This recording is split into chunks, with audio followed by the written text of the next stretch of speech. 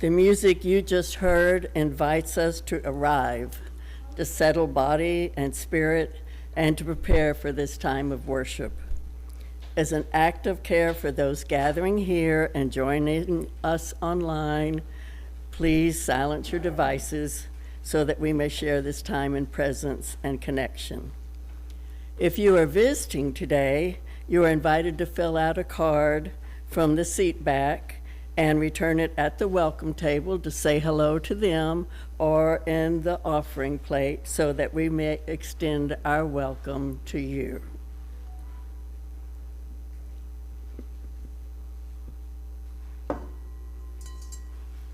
That wasn't it yet.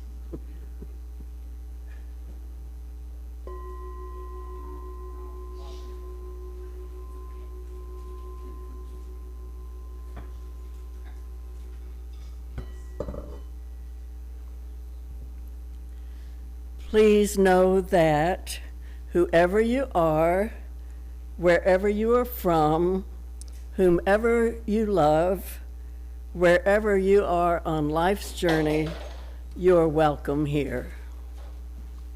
Good morning. Good morning. Welcome to San Gabriel Unitarian Universalist Fellowship. Whether you are here in this sanctuary or joining us at home, online, whether for the first time or the thousandth, we are glad that you are here. My name is Billy Adams. My pronouns are she, her, and I'm honored to serve as your lay leader today. One of the things that I've found that I enjoy so much is watching the interdependence between the plant kingdom and the animal kingdom. They are so codependent on each other, and the basis of that is the native plants, native to this area, which I'm so passionate about. And they also give me a lot of joy. San Gabriel is part of a larger movement of Unitarian Universalist congregations working together for a just, peaceful, and sustainable world. And here in this community, we begin that work by sustaining one another in love.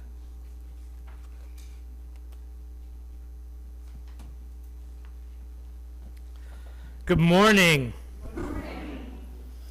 My name's Eric Hepburn. My pronouns are he, him, and I am honored to serve as your minister.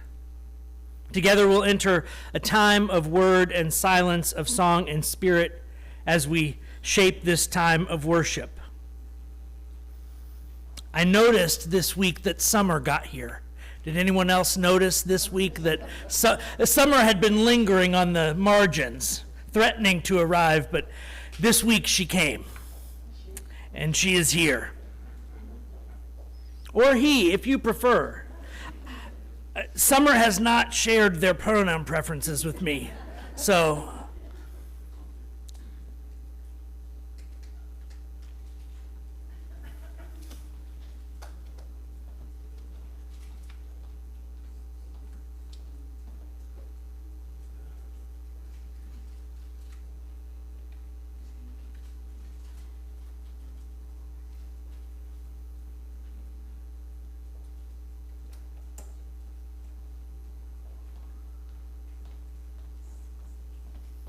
please recite after me the words to light our chalice. We light this flame to remind us. Love is the center. As we grow and connect, mature and deepen, love is our center. When the light of truth burns all else away, love endures. Our calling in song this morning is De Colores. It's number 305 in the gray hymnal. Please rise in body or spirit as you're able, and let us lift our voices together. For we are here, we are awake, and we are one community. We will be singing the first 3 verses in English and the 4th verse in Spanish.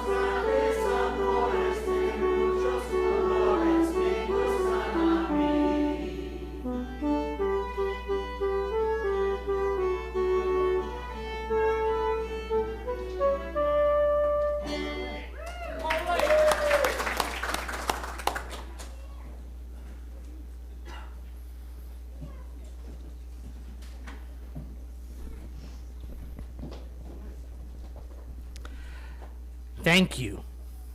The Wonder Box reminds us that wisdom often comes in small packages, that curiosity is a sacred gift at every age. Candace White, our Director of Religious Exploration, will now share this time of learning and wonder with us.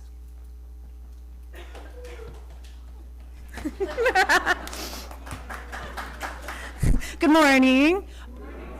No Wonder Box today. No, it's okay because I have a story. Today we're going to read Miss Rumphius in honor of Flower Communion. So if you are in our RE program and you would like to come up so that we can read the story together, I would love that. And we'll meet right up here.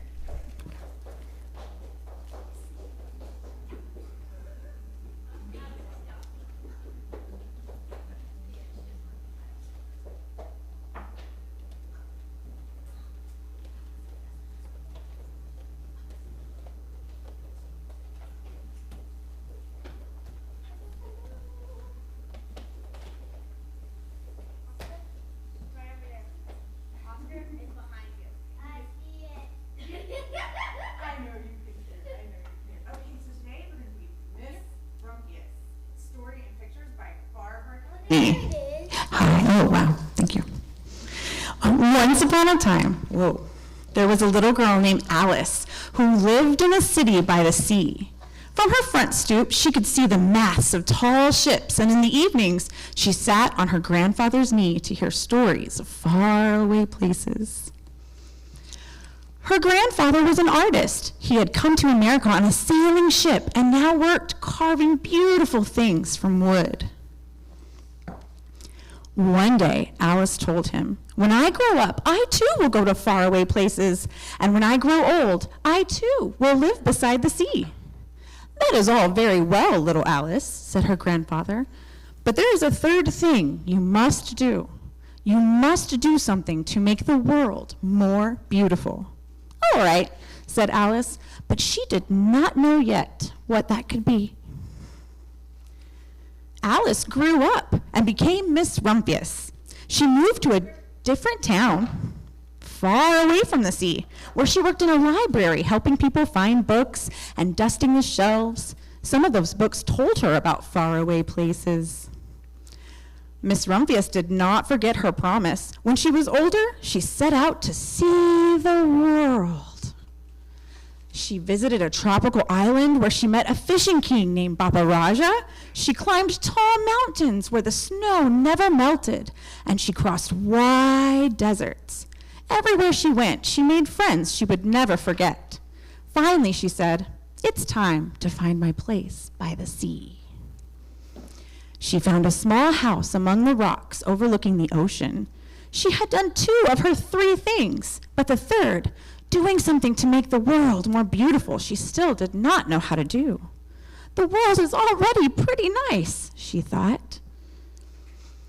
That summer, Miss Rumphius was not feeling well, and her back bothered her so much she had to stay in bed.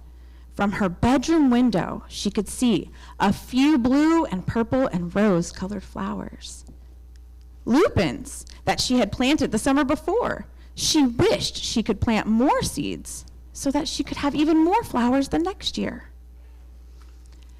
After a hard winter, Miss Rumphius felt much better.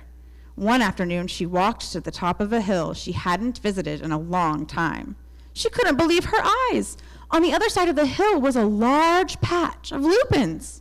"It was the wind," she cried. "The wind brought the seeds from my garden here, and the birds must have helped." Then Miss Rumphius had a wonderful idea.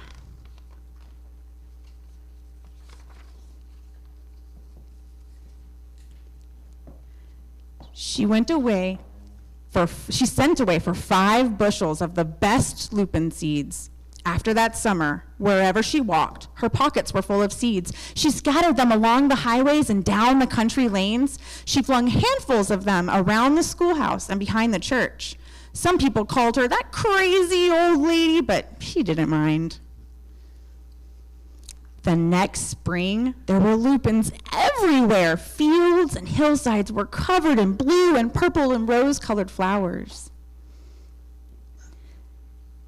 They bloomed along the stone walls and the hollows.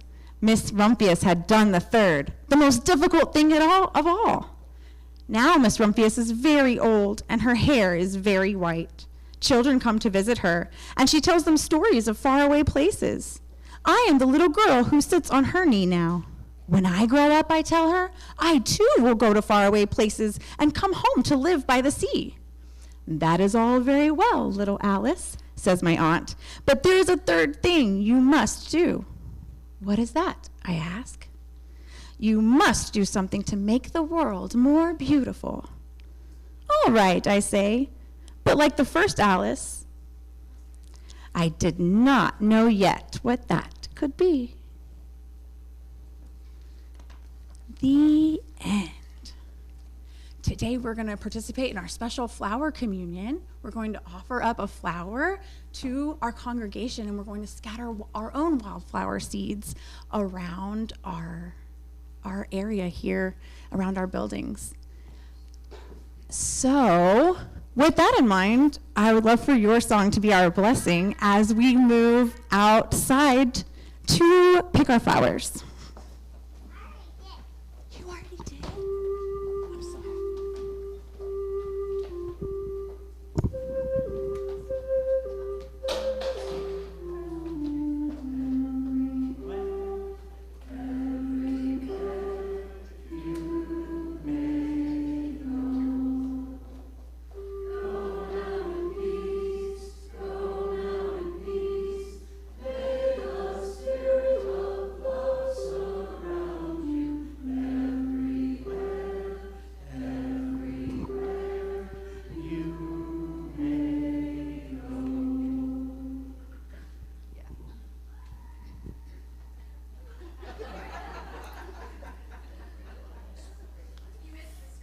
Oh, I couldn't hear it up here.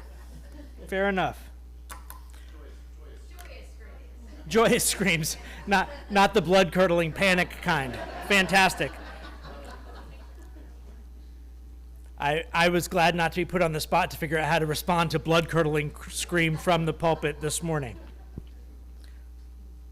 Our hearts hold both joy and sorrow. Spoken here, they become healing medicine. If you wish to share, please raise your hand, begin with your name, and hold the microphone so that your voice flows into it. A brief word spoken with care can be enough medicine for us all.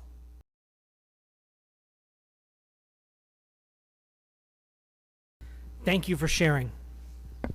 And for all that remains unspoken, this community holds you in love.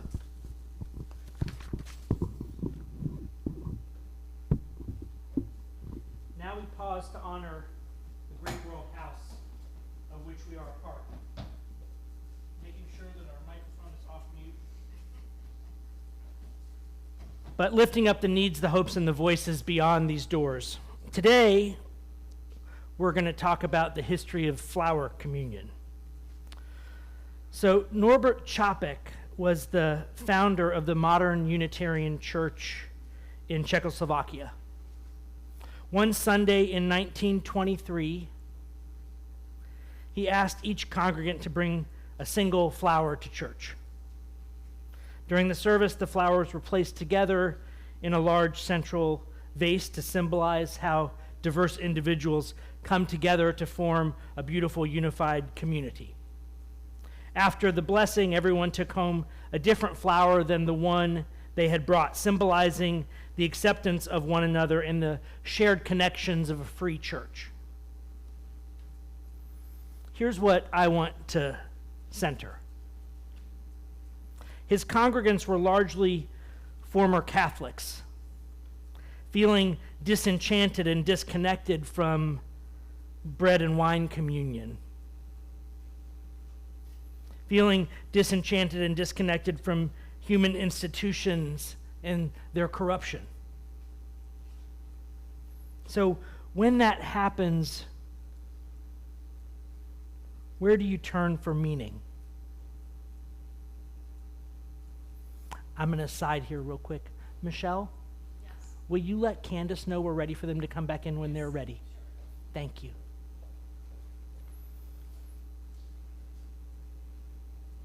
So, when human-made rituals and institutions feel like they're not meeting your needs, where do you turn? I say that the flower communion tries to teach us this, that we turn to the source. Nature herself, the most salient expression of the divine, that which is in us and all around us. We turn back to nature as our first and most powerful teacher. And under her tutelage, we contemplate a flower. We receive the gift. We cherish the gift. We pass the gift on. And in that reciprocity, nature herself shows us the way.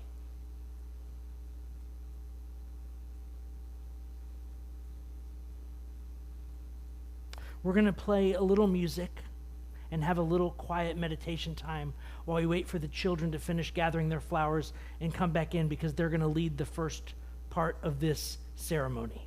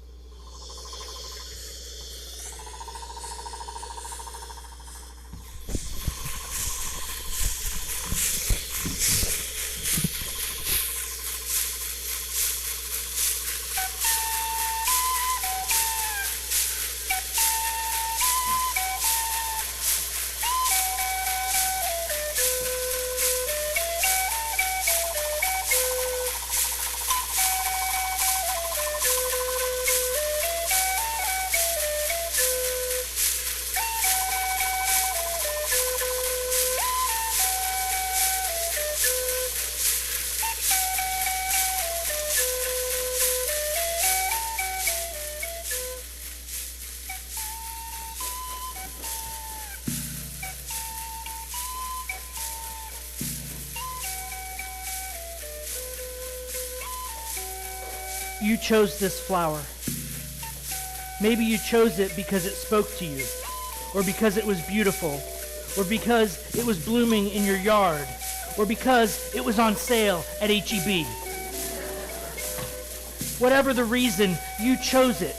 It is yours, and now you are making of it an offering to your community. Children and youth, I invite you to bring your flower offering to the altar.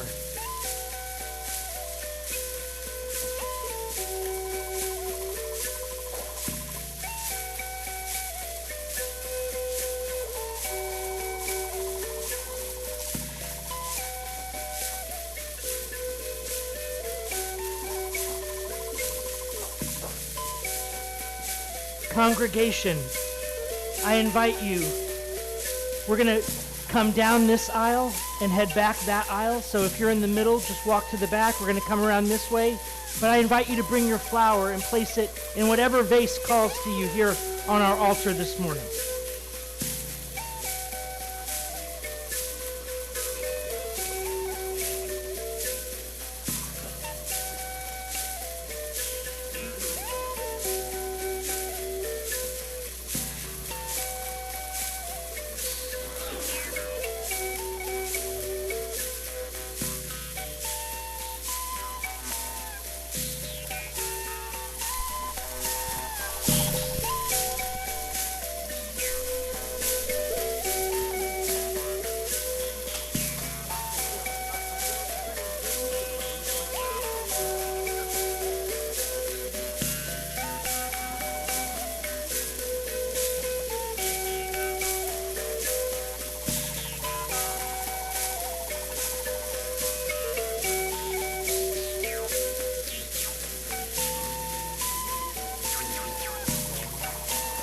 No.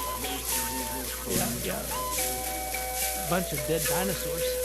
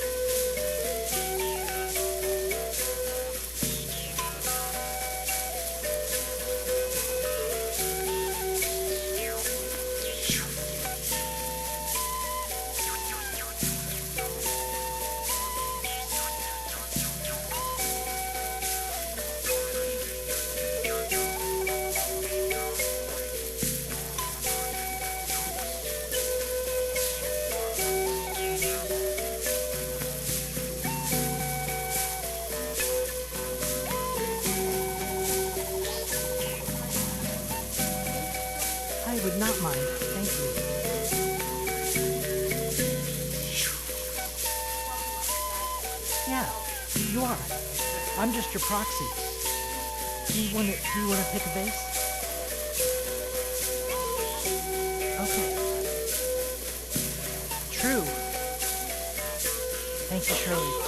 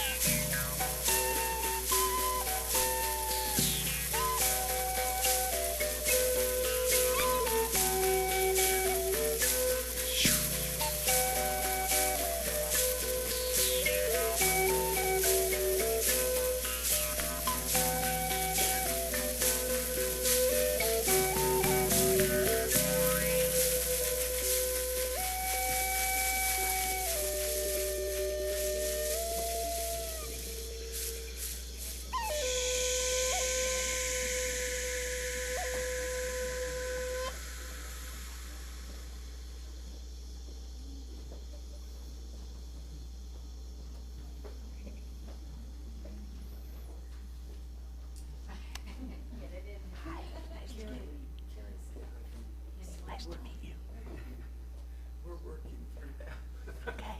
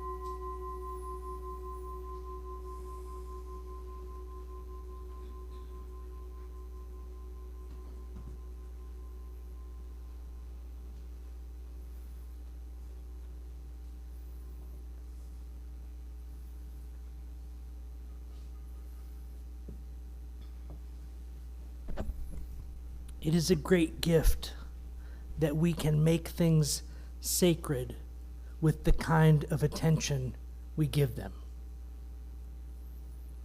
And so we make of these flowers a sacred symbol of life's yearning for itself, of our commitments to one another, and our commitment to gratitude at the gift of life that we are, the gifts of life that we give one another when we come together in community.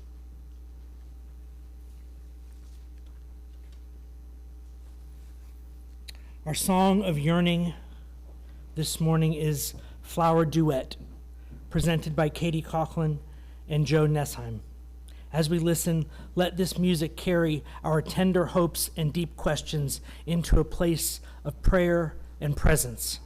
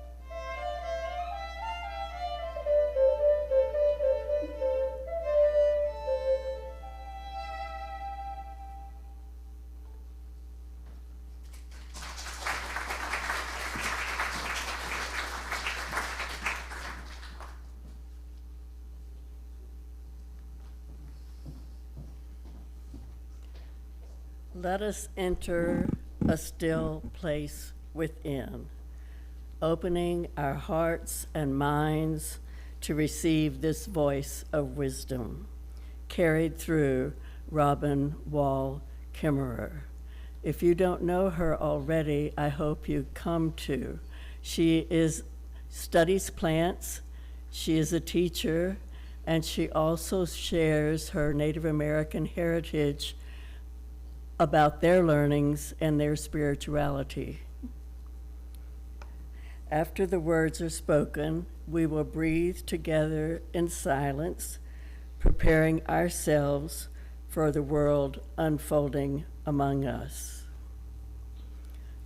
Robin Wall Kimmerer wrote, "Ceremony focuses attention so that attention becomes intention. If you stand together and profess a thing before your community, it holds you accountable." Ceremonies transcend the boundaries of the individual and resonate beyond the human realm. These acts of reverence are powerfully pragmatic. These are ceremonies that magnify life.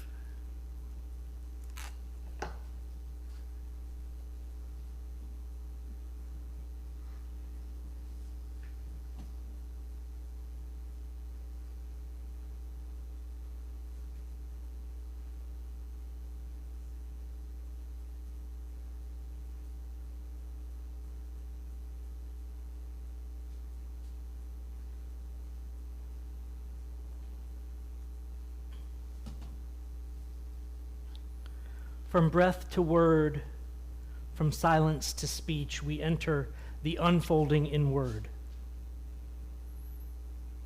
You brought a flower this morning. You chose it. For whatever reason, you chose it, and then you gave it away.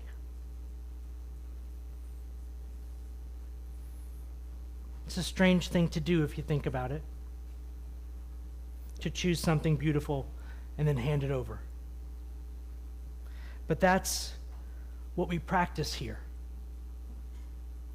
We bring what we have, we offer it, and we trust that what comes back to us will be enough. We offer our things of beauty to one another, and we trust that what comes back to us is enough. And in doing so, we reaffirm that we are enough, and that our gift, whatever it was enough. In a world obsessed with allotness, I want to invite you to fall back in love with enoughness. Enoughness. The most toxic message we receive in our lives, and most of us receive it over and over again, is this idea that somehow we're not enough.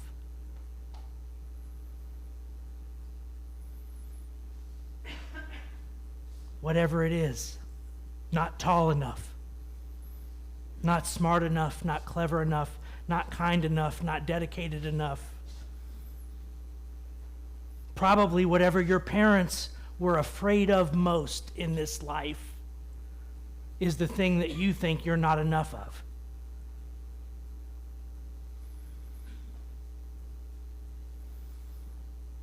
If there's only one thing you learn in church, if we accomplish only one thing, if I had to make a list and put something at the top of the list, you getting to walk out of here every Sunday knowing deep in your heart, deep in your soul, that you are enough just as you are, and that you are worth and worthy. Oh, it'd be a contender for top of the list. We do it all the time, right? We're willing to go to the store and spend money on a book that somebody else wrote about their life. but we often don't think our own stories are worth telling. Oh, who'd want to hear that about little old me? But every author who wrote the stories that you've read felt that way. They felt am I enough? Why would people care about my story? It's one of the things about radical democracy and radical pluralism is that it really states quite unequivocally that each of us is that worthy. Now, whether you choose to write a book about it is a choice you get to make about how you want to spend your life energy. But it's not about whether your story's worth telling. The choice whether you want to write a book about it or sing a song about it or make a painting about it, or even whether you want to sit with your nieces, nephews, grandkids, neighbors, and share their story orally with them. None of that choice is about whether your story is worthy, because your story is worthy just as you are worthy. But I will tell you this, it would be a tragedy if you never chose to share it in any way with anyone. That would be truly tragic.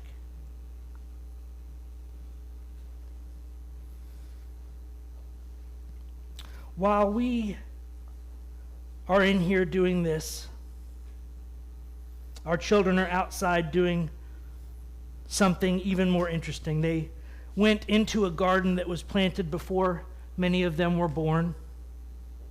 They received from it. They got their hands in the dirt. And now they're out there planting seeds for another season they may never see bloom.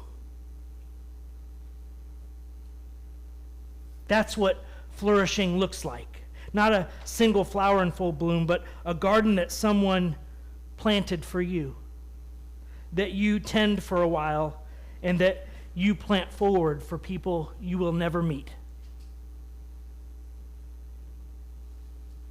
Robin Wall Kimmerer tells us that all flourishing is mutual and that hoarding won't save us.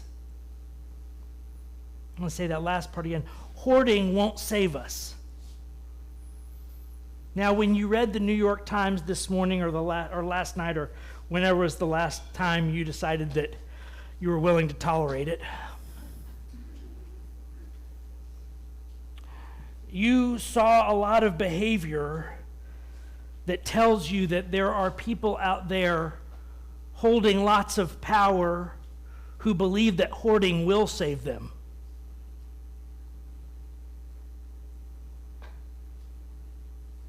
The belief is out there, it's rampant in the culture, that hoarding power in particular might save you from what's coming, might save you from the consequences of climate change and poverty, injustice, and genocide.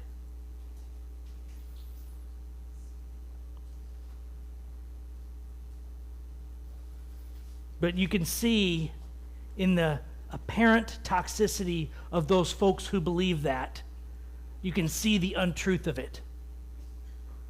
You can see that it's a lie they want to believe, that they're clinging to as if it were a piece of driftwood after a shipwreck. But it's not going to save them.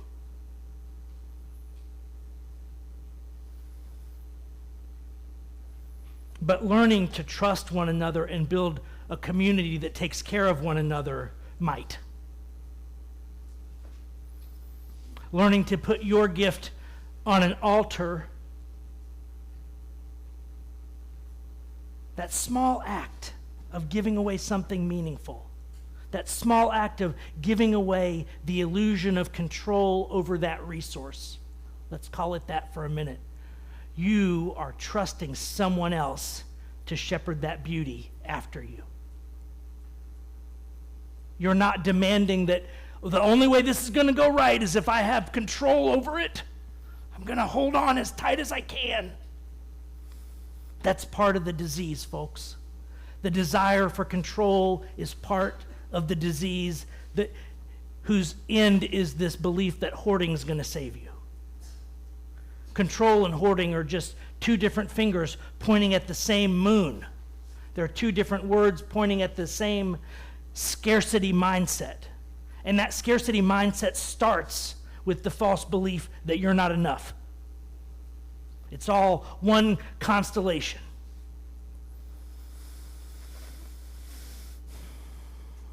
These flowers on our altar of proof are proof, both that flourishing is mutual and that hoarding won't save us.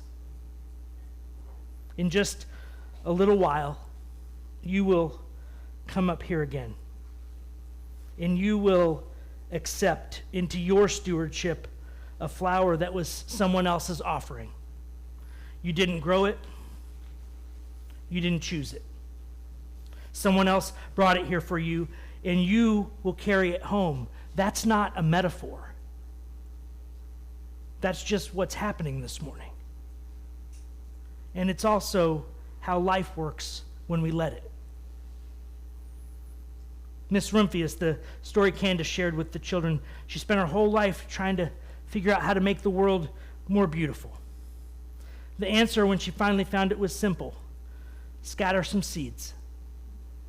Not grand plans, not institutions, just beauty freely offered in every direction, trusting that some of it will take root in soil you may never see. Norbert Chopik understood this. When the old rituals no longer moved his people, he didn't build a more elaborate ceremony. He simplified. He turned to the thing that was already blooming all around them. He trusted a flower to do what theology could not do: to connect human beings to each other and to the sacred without requiring anyone to believe anything first.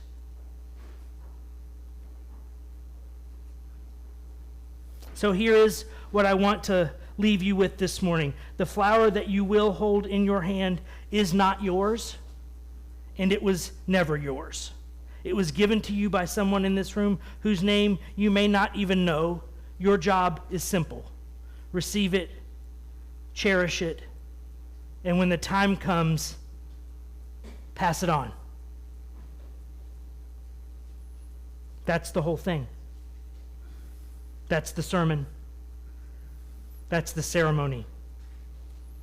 That's the life. May we flourish together. Amen.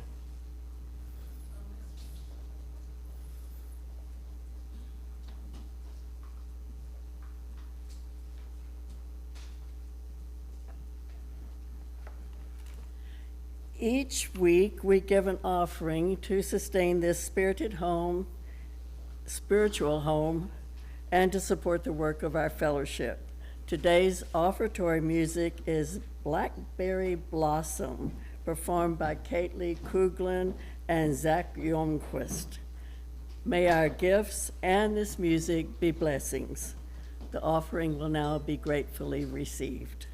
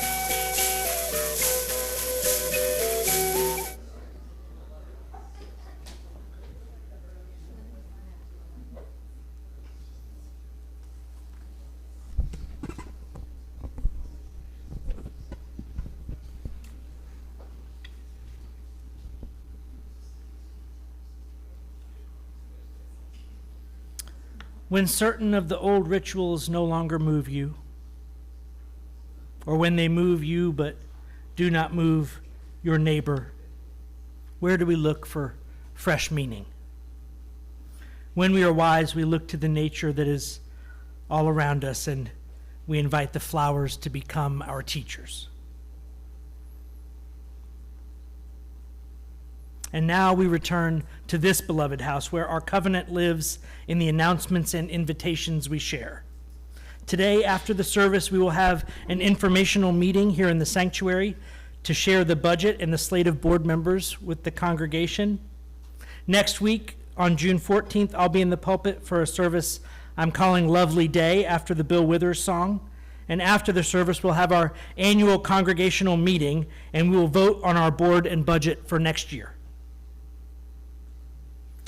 The Religious Exploration Committee will meet on Thursday, the June 18th at 7 p.m. in the Little House.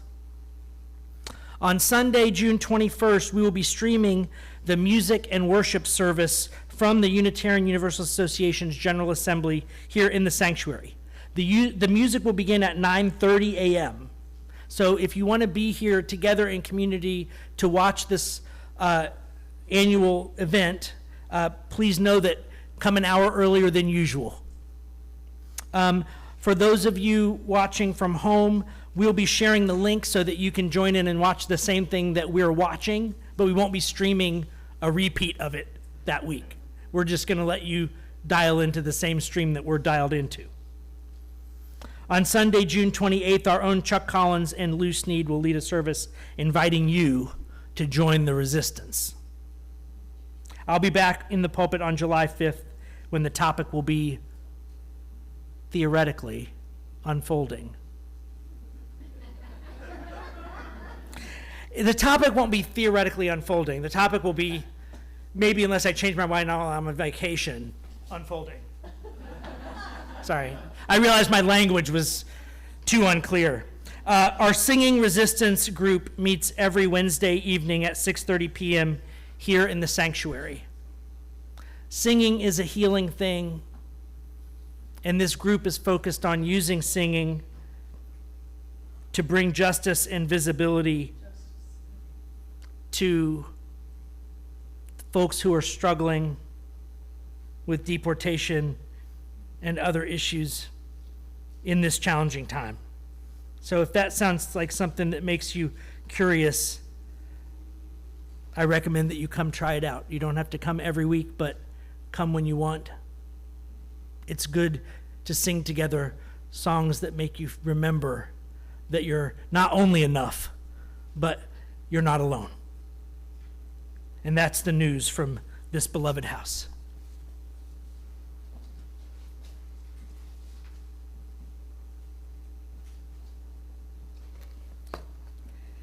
We close with words of covenant, promises we make to one another and to the world.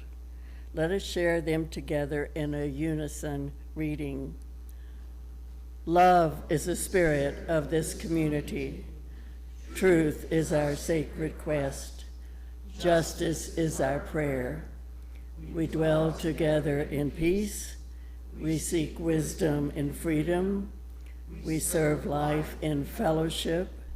We grow in harmony with the sacred. Thus do we covenant with one another.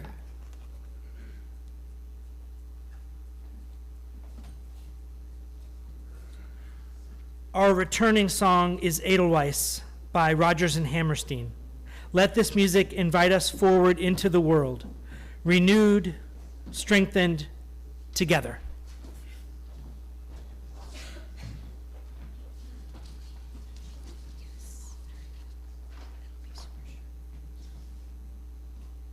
I'm here to sing with you, just in case you don't know it. But we all know it, right? I mean, come on.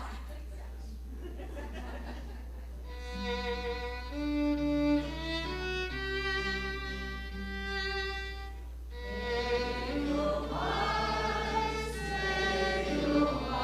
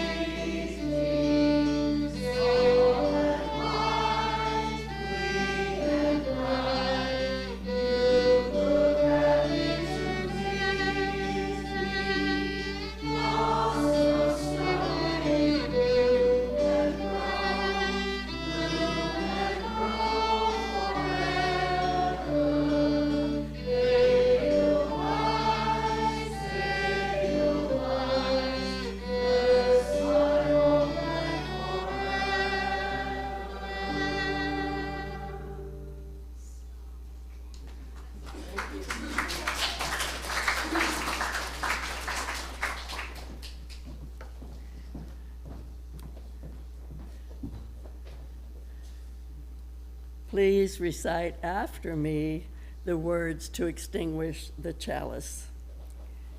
We extinguish this flame to remind us. We extinguish this flame to remind us. Love is the center. Love is the center. As we explore and rest. As we explore and rest. Engage and heal. Engage and heal. Love is our center. Love is our center. When only ashes remain. When only ashes remain. Love endures. Love endures.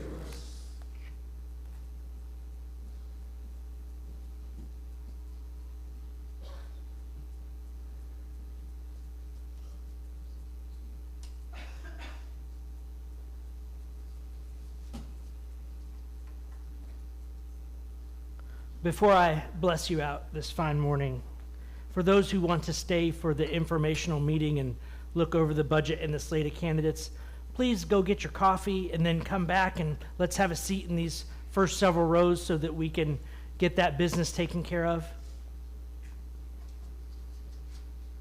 So I'm saying don't stay in there for 23 minutes talking. It seemed like a moment where leaving the subtext as subtext was going to be a problem. So go get coffee, come back. I offer you this blessing. May your thoughts be wise. May your lips speak truth. May your heart be open to love.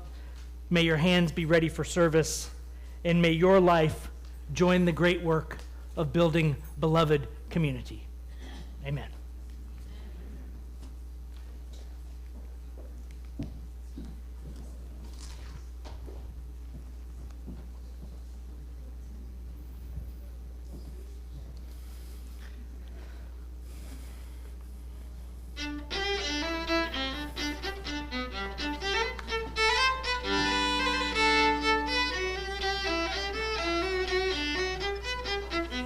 Good to see you too.